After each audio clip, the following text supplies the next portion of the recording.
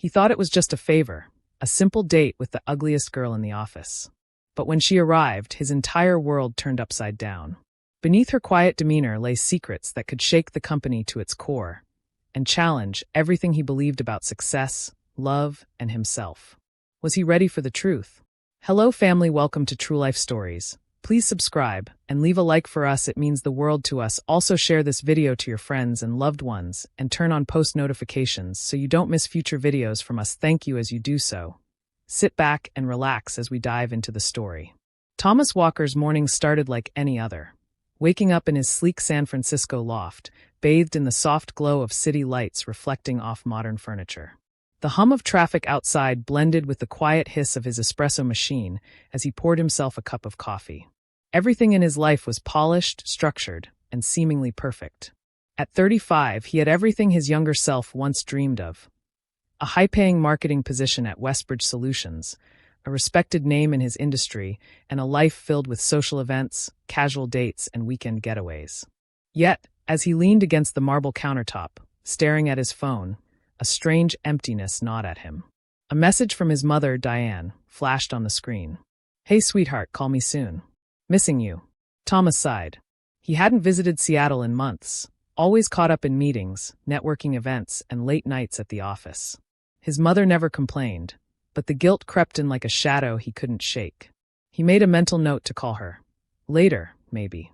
With a final sip of coffee, he grabbed his suit jacket and headed out. The streets of San Francisco bustled with life as he drove to work. He barely noticed the morning rush, the synchronized traffic lights, the chatter of pedestrians, the honking cars. His mind was already in work mode, running through the day's meetings and deadlines. By the time he arrived at the towering glass skyscraper that housed Westbridge Solutions, he had already skimmed through half his emails. The security guard nodded as he stepped inside, but Thomas barely registered it. He was a man on autopilot, moving through success without truly feeling it.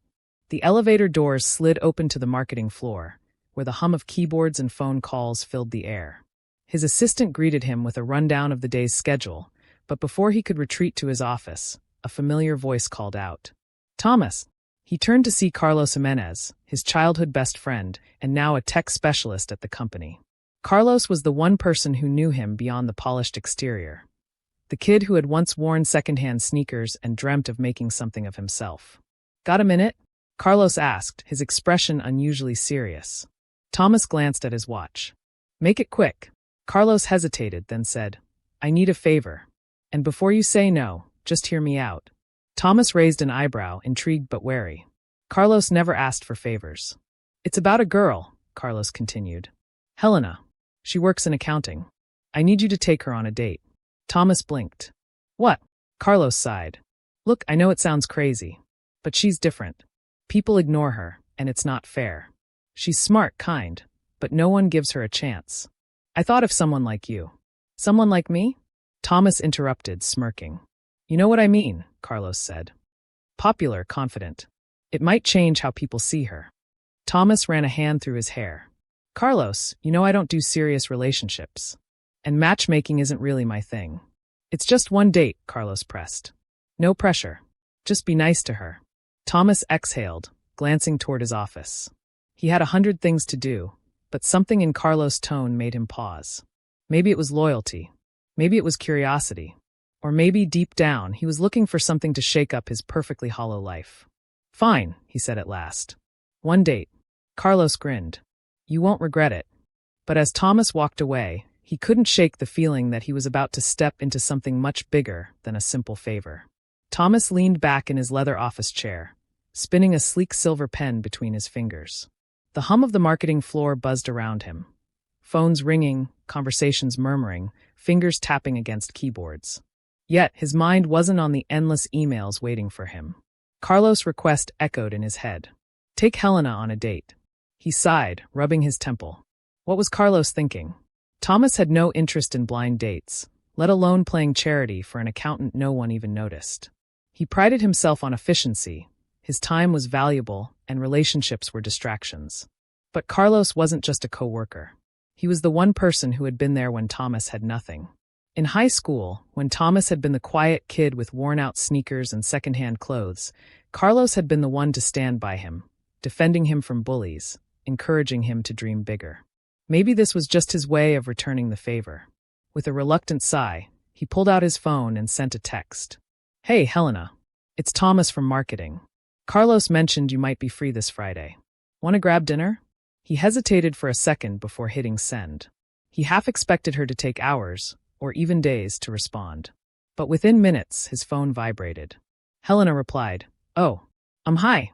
I wasn't expecting this. Sure, Friday works. Thank you." Thomas frowned. That was an odd response.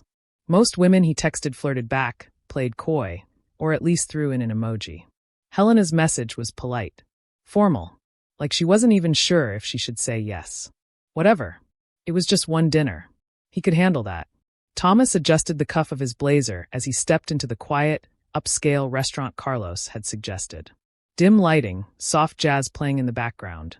Perfectly classy but not over the top. He checked his watch. 7 p.m. sharp. He wasn't used to waiting.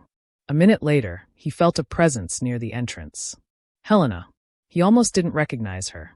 Carlos had described her as overlooked, someone people dismissed without a second glance. But as she stepped closer, Thomas found himself staring. She wasn't flashy or traditionally stunning, but there was something about her. A quiet confidence.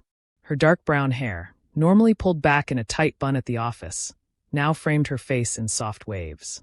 She wore a simple navy dress, nothing extravagant, but it suited her. She looked real. "Hi," she said, shifting slightly as if unsure of his reaction. "Hey," Thomas said, quickly recovering. "You look nice." "Thanks," she replied, then added with a small, almost nervous smile, "You too." They sat down, a brief silence settling between them as they glanced at the menus. Thomas had been on countless dates before, smooth, effortless conversations with women who knew the game. But Helena didn't seem to be playing a game at all. So, he started, setting his menu down. "Carlos told me you work in accounting." "Yeah," she nodded, tucking a strand of hair behind her ear. "Not exactly the most exciting department, I guess." "Depends on who you ask," he smirked. "Marketing people think we run the place. Finance people think they do. What's your take?" She let out a soft chuckle. "I think the IT guys secretly hold all the power. We just don't realize it yet." Thomas was surprised by her wit. He wasn't sure what he had expected. Someone shy, quiet, forgettable. But Helena wasn't forgettable at all. "So why did Carlos set this up?" she asked suddenly, tilting her head slightly. Thomas blinked. "What do you mean?" "I mean, Carlos has been acting weird about it. Like it's some kind of social experiment. I don't know why you agreed." He hesitated. Lying wasn't his style, but the truth sounded harsh. "Honestly," he admitted, "I wasn't sure either. But Carlos has a way of talking me into things." She nodded, as if she already knew that about Carlos. "Well," she said, meeting his gaze, "I appreciate you giving me your time." There was something genuine in the way she said it, something Thomas wasn't used to. Most people in his world wanted something from him. Attention. Status. A connection. But Helena? She was just here. No expectations. No pretense. For the first time in a long time, Thomas felt like he was actually seeing someone. And for the first time, he wondered if this favor was about to change more than just one night. Thomas had been on countless dates before, but this one felt different. And he wasn't sure why. As he sat across from Helena in the softly lit restaurant, he found himself studying her. Not in the way he typically observed women, assessing their confidence, their charm, or their interest in him, but with genuine curiosity. There was something about her.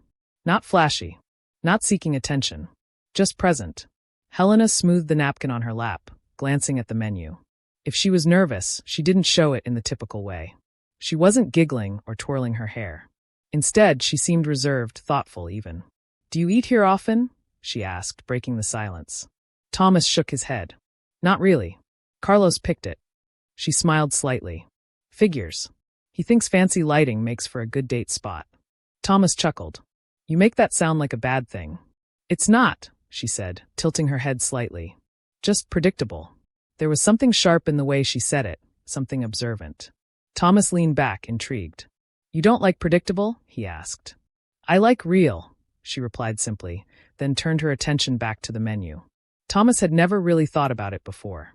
His world was predictable, his dates, his job, even the way people responded to him. Women expected him to be smooth, charming, confident. And he always was. But Helena wasn't responding the way most women did. She wasn't impressed by the setting, or his suit, or the fact that they were even here. She was just herself. And he wasn't sure how to handle that. When the waiter arrived, Helena ordered first. "I'll have the roasted salmon, please," she said, then paused. "And a lemonade." Thomas glanced up from his menu. "Not a wine person?" She shrugged. "I like wine, but I don't like drinking just because it's expected." He smirked. "Expected? You know, the whole dinner date script," she said, raising an eyebrow. "Girl orders wine, guy orders whiskey or some expensive red. They toast, pretend to analyze the flavors, then move on to safe conversation topics like vacations and pets." Thomas let out a short laugh. "Okay, I'll bite. What's the alternative?" "Ordering what you actually want," she said, setting her menu down. Thomas thought for a moment, then grinned. "In that case, I'll have the burger and a Coke." Helena's lips curved slightly, as if he had just passed some kind of test. As the evening went on, Thomas found himself drawn into conversation in a way he hadn't expected. Helena wasn't just smart, she was insightful. She didn't just ask about work or hobbies. She asked why he liked certain things. "Marketing is all about making people want things," she said at one point, resting her chin on her hand. "But do you ever stop and ask if you actually want the things you chase?" Thomas stared at her, momentarily caught off guard. "What do you mean?" "I mean the high-paying job, the social life, the constant movement. Do you ever stop and think, if no one was watching, would I still be doing this?" The question hit him harder than he expected. No one had ever asked him that before. He opened his mouth to answer but hesitated. Helena just smiled, as if she already knew he didn't have a response. "You don't have to answer," she said softly. "Just something to think about." And for the first time in a long time, Thomas found himself thinking. Not about work. Not about impressing anyone. Not about the next step. Just about himself. And the strange, undeniable feeling that this wasn't just any date. It was a moment. A shift. Something real. As the evening stretched on, Thomas found himself forgetting that this had started as a favor. He had walked into the date expecting awkward silences, forced smiles, and a polite goodbye at the end. But instead, he was sitting across from a woman who was, for lack of a better word, real. Helena didn't try to impress him.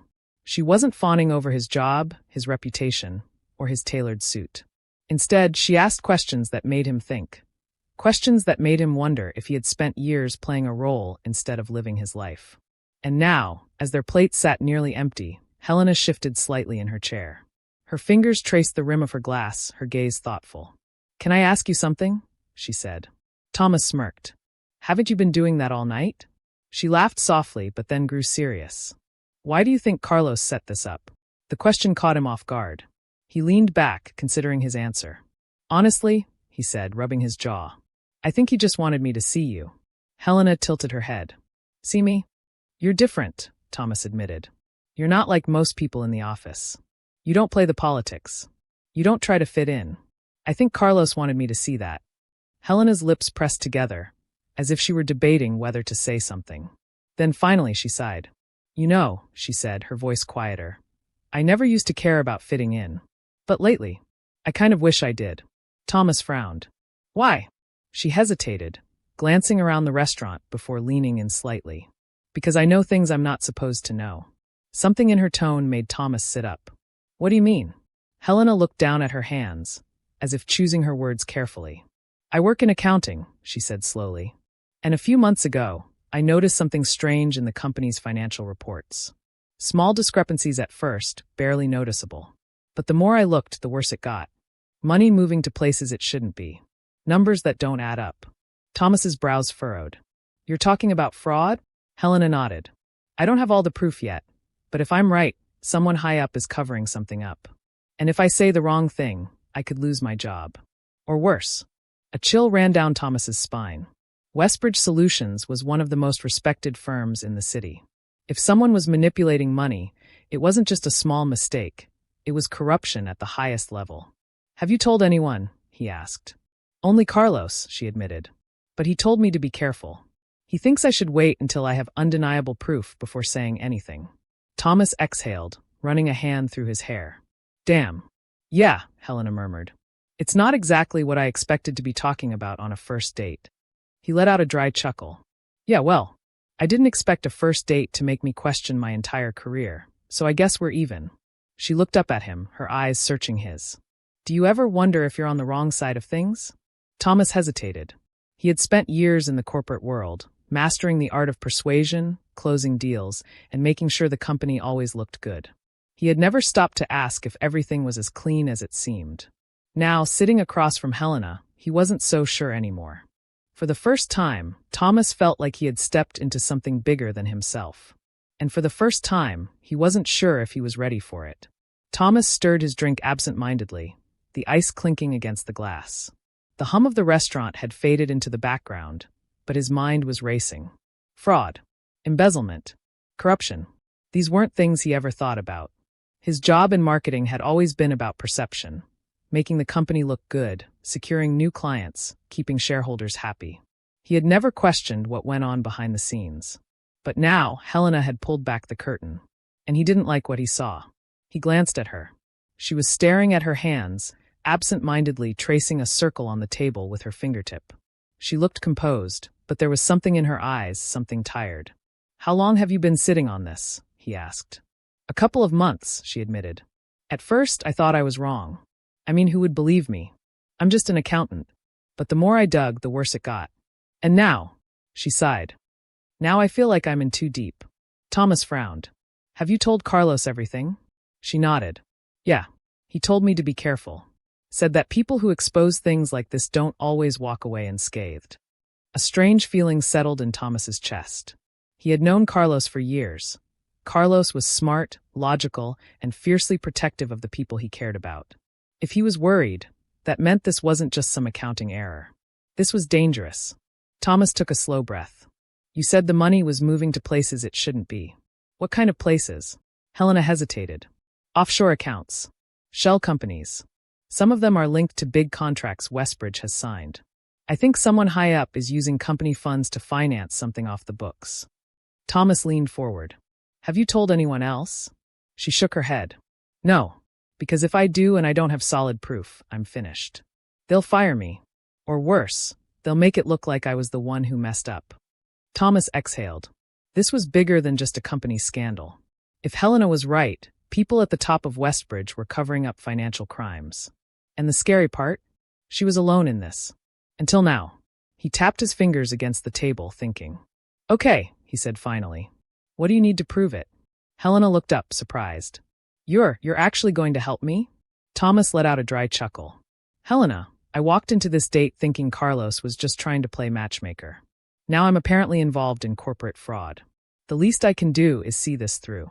She studied him for a long moment, as if trying to figure out if he was serious. Then, for the first time that night, she smiled, really smiled. Thank you, she said softly. Thomas nodded, but inside, he knew there was no turning back now. This wasn't just about a date anymore. This was about something much bigger. And for the first time in his career, Thomas Walker was about to take a risk that had nothing to do with money or success, only doing the right thing. Thomas sat in his car outside his apartment, gripping the steering wheel tighter than necessary.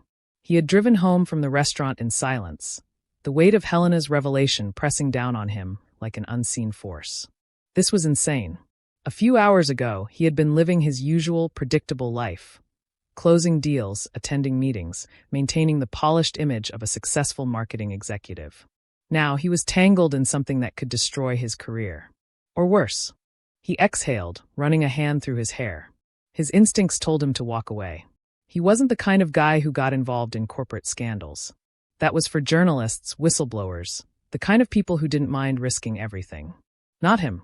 And yet, he grabbed his phone and called Carlos. It rang twice before his best friend picked up. Hey man, thought you'd be busy charming Helena. Thomas let out a humorless chuckle. Yeah, well, the night took an unexpected turn. There was a pause.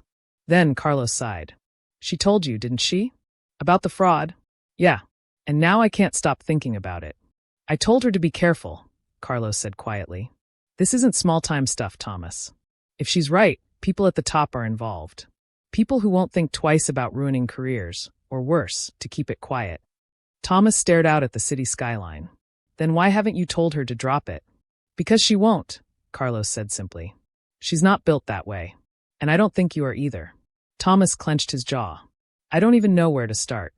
Then let's figure it out together.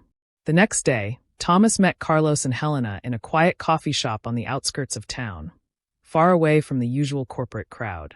Helena had a laptop open in front of her, spreadsheets and financial reports filling the screen. Thomas had barely sat down before she turned the screen toward him. Here, she said. This is the first discrepancy I found. A transfer of $50,000 from one of our major contracts into a shell company account. At first, I thought it was a one-time mistake. But then it kept happening. Small amounts being funneled out of different accounts, always just below the threshold that would trigger an internal audit. Thomas frowned as he scanned the numbers. How many transactions are we talking about? Helena took a breath. Over 60. Carlos leaned back. That's not an accident. That's systematic fraud. Thomas rubbed his temples. Okay, but who's behind it? Who authorized these transfers? Helena hesitated before clicking on another tab. That's where it gets tricky. The approvals are coming from multiple senior executives, but I don't think all of them are aware of it. The way the system is set up, it looks like standard expenses. Whoever's doing this is good at covering their tracks. Thomas exhaled. So what's the next step? Helena and Carlos exchanged a glance. We need hard proof, Carlos said. Something undeniable. And we need to find out who's pulling the strings before we make a move. Thomas sat back, crossing his arms. And once we do, Helena met his gaze. Then we decide if we're brave enough to do something about it. For a long moment, no one spoke. Thomas had spent his entire career making sure he came out on top. He had played by the rules of the corporate world, rules that rewarded power and punished weakness. But now, for the first time, he was about to go against those rules. And for the first time, he didn't know if he was ready for what would happen next. Thomas paced his apartment, the city lights flickering through the floor-to-ceiling windows. The plan was set. Helena, Carlos, and he had spent every spare moment gathering evidence, connecting dots, and piecing together a scandal that ran deeper than any of them had imagined. They'd found offshore accounts linked to names Thomas recognized from executive meetings. Payments disguised as consulting fees, kickbacks from suppliers, and funds funneled into mysterious shell companies. It wasn't just fraud, it was a sprawling network of corruption, all under the polished veneer of Westbridge Solutions. And tonight, they were blowing the lid off it. Thomas's phone buzzed. Carlos, we're ready. Meet us in the parking garage. Got something you need to see. Thomas grabbed his jacket and headed out, heart pounding. As he descended into the underground garage, he spotted Carlos and Helena standing beside a nondescript sedan, their faces lit by the harsh fluorescent lights. Carlos nodded at him. We've got a problem. Thomas's gut tightened. What kind of problem? Helena stepped forward, holding up her phone. This was sent to me an hour ago. She pressed play on a voicemail. A distorted voice crackled through the speaker. Miss Shaw, some rocks aren't meant to be turned over. Keep digging, and you'll find yourself buried. Consider this your final warning. Thomas felt a rush of anger. They're threatening you now? Helena nodded, her face pale but determined. Which means we're close to something they're desperate to keep hidden. Carlos put a hand on Thomas's shoulder. We need to act now. We go public before they can make a move. I've set up a meeting with a reporter, someone I trust. We can hand over everything tonight. Thomas looked between his friends. And then what? We lose our jobs, get blacklisted, maybe worse? Helena's eyes met his. Maybe. But what's the alternative? Let them keep doing this? Let them ruin lives while we stay silent. Thomas took a deep breath. This was it, the crossroads. The moment where he chose who he really was. Let's do it, he said finally. No more hiding. The meeting with the reporter was tense, every minute stretching like an hour. They handed over the files, the recordings, the evidence Helena had painstakingly gathered. The reporter, a sharp-eyed woman named Julia, listened intently, her expression growing graver with each passing detail. This is going to be explosive, she said. Westbridge is one of the most reputable firms in the city. When this comes out, the fallout will be massive. We know, Carlos replied. But it has to come out. Julia nodded. I'll verify everything and run it. But you three need to be prepared. Once this hits the news, you'll be in the spotlight. They'll come after you, professionally, personally, any way they can. Thomas swallowed hard. He had built his entire career on his reputation. Smooth, unshakable, untouchable. That was about to be obliterated. But as he looked at Helena, standing firm despite the fear in her eyes, he knew this was worth it. She had risked everything to uncover the truth. The least he could do was stand by her side. The story broke 3 days later. Headlines screamed of corporate malfeasance, of high-ranking executives implicated in embezzlement, of a whistleblower from within. News vans swarmed Westbridge's headquarters, and the board scrambled to issue statements of shock and betrayal. Inside the office, the atmosphere was electric. Executives resigned in rapid succession, the legal team worked overtime, and the PR department was in full crisis mode. Thomas walked into work that morning knowing it might be his last day there. Colleagues avoided his gaze, whispers followed him down the hall, and HR called him in for a discussion. But through it all, he held his head high. Because now, for the first time, he knew he was doing the right thing.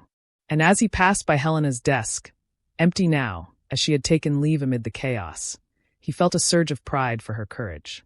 Whatever happened next, they had made a difference. And that was worth everything. The scandal's fallout left Thomas and Helena at a crossroads, but for the first time, they both felt free.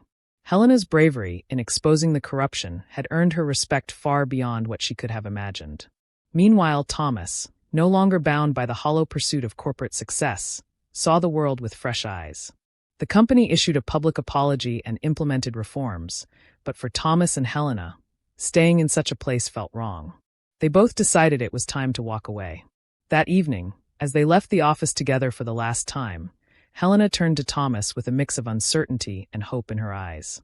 "Well," she said, "this is uncharted territory. What now?"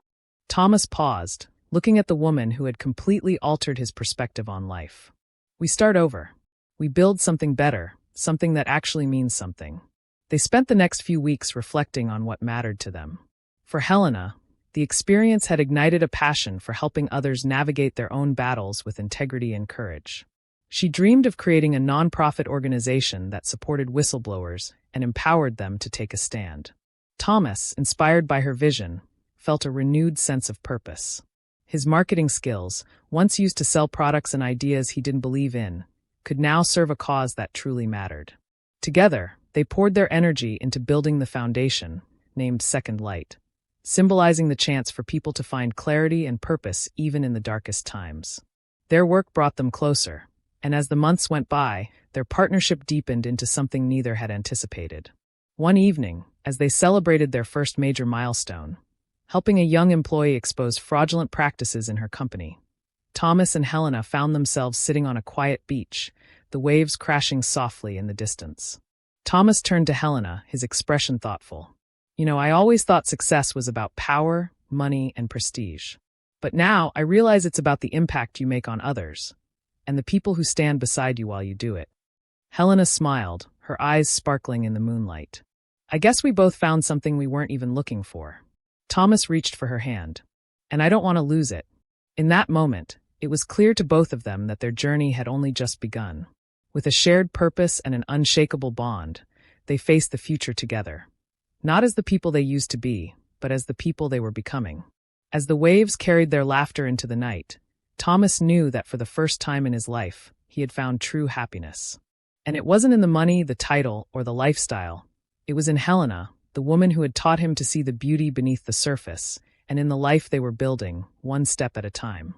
Thank you for watching. I hope you enjoyed the story. Do not forget to turn on your notification for my next video.